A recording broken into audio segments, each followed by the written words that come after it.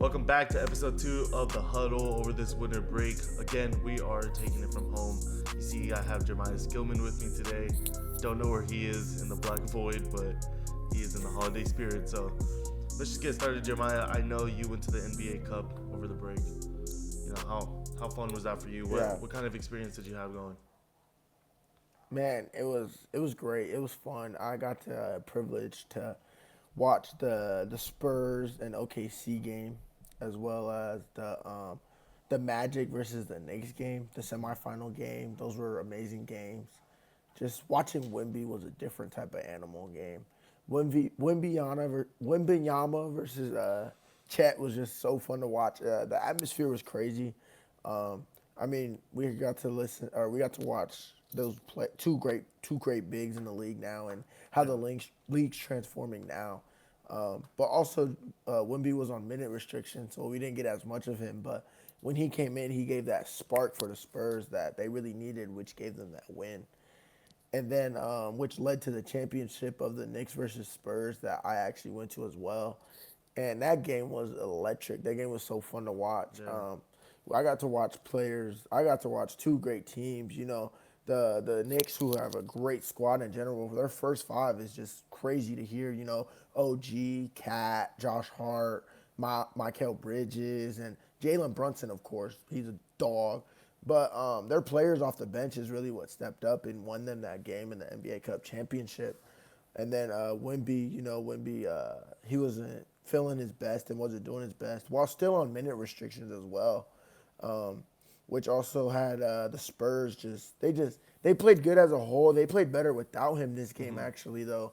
It was kind of like a flip flop versus whenever they played the OKC, where they only had their spurts whenever Wimby was playing. Right. But whenever Wimby didn't play in the championship, they were still cooking, and they had great performances from like De'Aaron Fox and Stephon Castle, who I think and believe are one of the best point guard shooting guard duo in the league now. Them two together is just electric. And then Dylan Harper coming off the bench is just great to watch and great to see. And then the Knicks, of course, the Knicks just have a great squad on paper and on the court as well. Well, So yeah. it was So fun. It was really cool. yeah, like you said, the Knicks have a great squad. I think a lot of people this season, are saying it's their chance. This is like the prime season for them to make it right with the Celtics missing Jason Tatum pretty much the whole season. This is like their one chance really to make that NBA Finals push.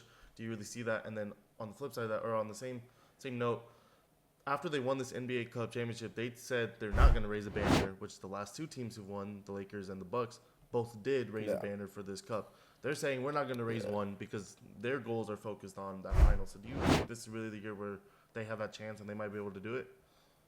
Yeah, 100%. I think that this is the Knicks' year. If there's any team in the league right now, I think the Knicks got it. I think the Knicks really could beat OKC in the finals if they were to play them. The Knicks team is just so good, and their bench is also what's stepping up for them. Jordan Clarkson came off the bench last game and still had 15 points. Went 3 for 7 from three, but his 3 pointers were big 3 pointers for them as a team.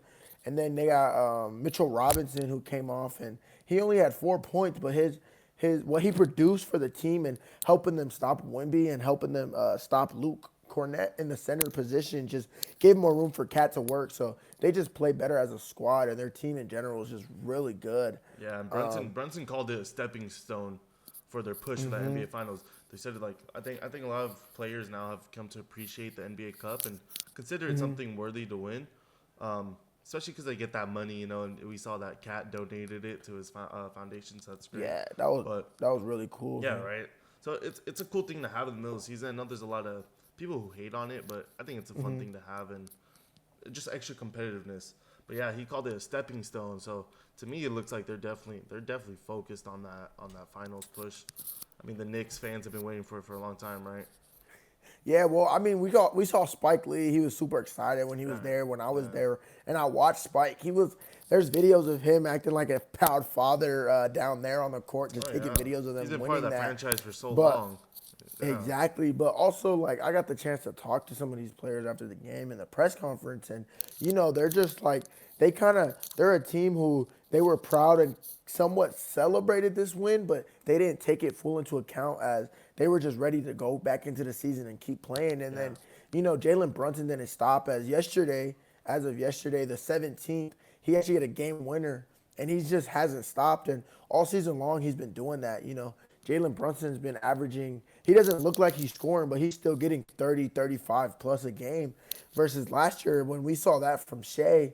So now it's like Brunson's kind of, Shea's still doing that, don't get me wrong, Yeah. but seeing Brunson still get those buckets and still play and just them producing as a team as they're not usually a injury-prone team. And then, picking up Mike Brown this offseason was a great push for this team. And the players have admitted it. They're like, Mike Brown, having a great coach and a coach that trusts in us is really just the game changer for this squad. And them Yeah. playing and, You mentioned Brunson, and Brunson actually won the MVP for that cup.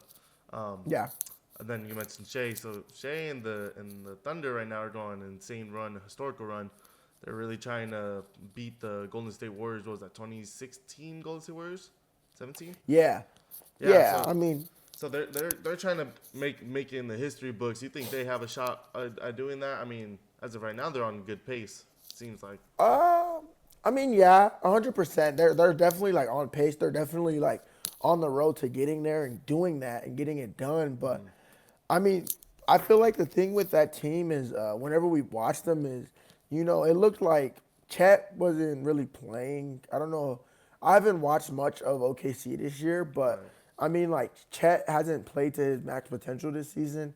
And I feel like their only player they have, they're all haven't played as a full, like healthy. They've been injured like disparately, player by player. Hartenstein was out, and then we had J Dub who was out, and all Chet was out. So they're all Yeah. been out like here and there.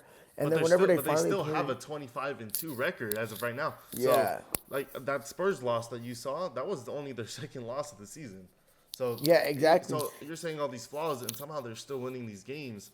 So to me, it seems like they really do have a shot. If they're not even at maximum capacity, not maximum like effort, let's say. 100%. Yeah, like come on, 100%. that's their potential is huge for sure. But 100%. But I think if they see the Knicks in a 7-game series, I'll take the Knicks in 6 dang. because, hear me out. I'm a big fan of MSG. Madison Square Garden is loud, and in the playoff, in the finals, Madison Square Garden is going crazy. I personally don't think any team will be able to beat the Knicks at home in a 7-game series if the Knicks have the advantage due to how heavy and how much the Knicks fans root for their squad, especially how long they've been waiting for it. Because even at the T-Mobile Arena in Vegas, the Knicks fans were up and high and they were loud. And they traveled all the way out here. So I don't think a team could beat them at home. Real quick, though, I just want to know, like, how was the experience? I know I got to see you go to, like, interview fans and do little fan packages. So, like, how fun was it? Just besides the games, just like seeing the fans come to Vegas, and then on top of that, we heard talks that a potential NBA team coming to Vegas pretty soon. We might hear an announcement next year. So, just how was the whole experience in Vegas like for the NBA? Man, the whole experience was amazing. I feel like Vegas having that cup in the middle of the year, just that semifinals and finals, just really brings Vegas out. All the basketball fans that don't really get to watch like their teams because there's no team out here No yet. team. As of what it is now, we heard Adam Silver like you mentioned, but just having the fans out here and just seeing how loud they root for their squad, and I talked to a couple guys and a couple people that said that they came from whatever team they were from. I talked to people that were from Oklahoma who came, and the New York, of course, they came deep, and I heard some people from Texas saying this was their kids' like birthday, Christmas gifts, and just things like that. That's fine. So. This right before Christmas season, and the spirits were just high. The fans were loud and all around. It was just great to hear, and there was you could hear like teams screaming, go this, go that, and then even like OKC had their mascot at their game.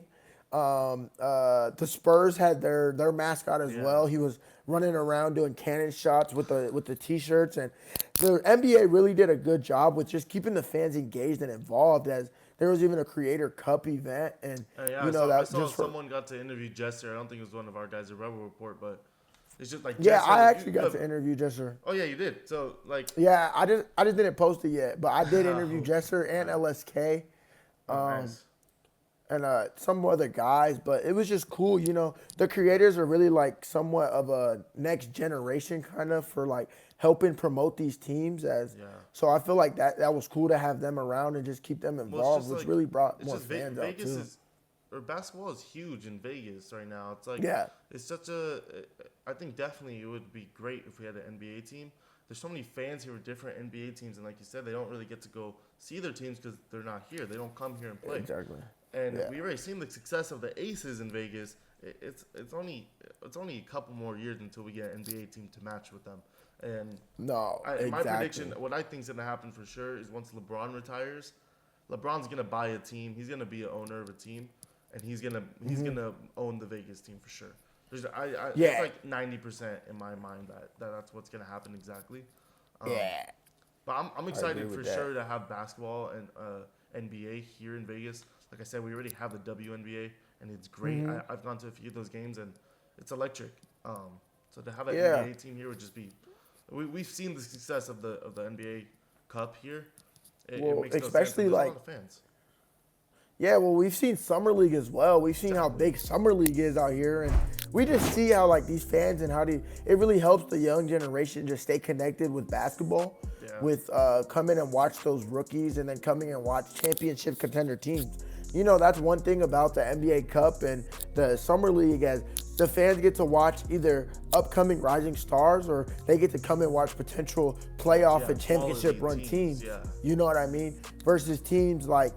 Just teams that like aren't really that big of a deal. Like there's certain teams out there that not much people will go and watch. Like the Kings. I feel like, I mean the King. No, the Kings are pretty decent. I'm talking about like the Atlanta Hawks.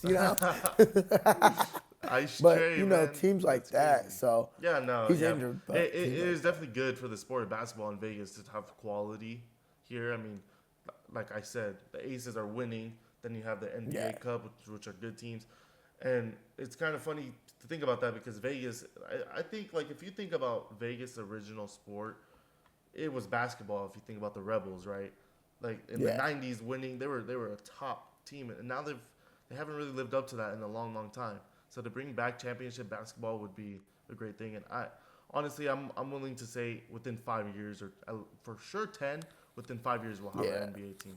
Oh Hopefully, yeah, right? 100%. Yeah. I agree. I mean, there have been talks about, like you said, LeBron owning a team, and they even opened that rule where like a player could own a team if they're still active. And I firmly believe that they opened that for LeBron just so that he could somewhat like buy that team in Vegas and get it started and up and running. Early, and then as soon as Because he maybe stopped, it'll as be soon as next year that they're announced. I mean, it seems like it's gonna be a package with Las Vegas and Seattle Sonics coming back, the Supersonics, that'll be good. which would be great for basketball. So I just wonder what the team name would be out here. It would have been dope to like have the Kings out here.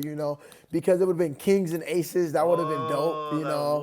That would have been pretty cool. But the Kings just got their new arena, so that won't be happening. Won't be seeing the But Kings here. yeah, I guess we just gotta stay tuned and keep watching. Yeah. Well, hopefully it's soon. But that's all we had to say, Jamal. Before you go, you got anything to say to the fans? Yeah, thank you so much. I hope you guys enjoyed this and have a happy holiday. Stay safe. Thank you so much. Happy holidays, everyone. Make sure to follow all the social media accounts. Look at this guy, his balloons. But that's all we have for this week's episode. Actually, this episode. We'll see you guys soon.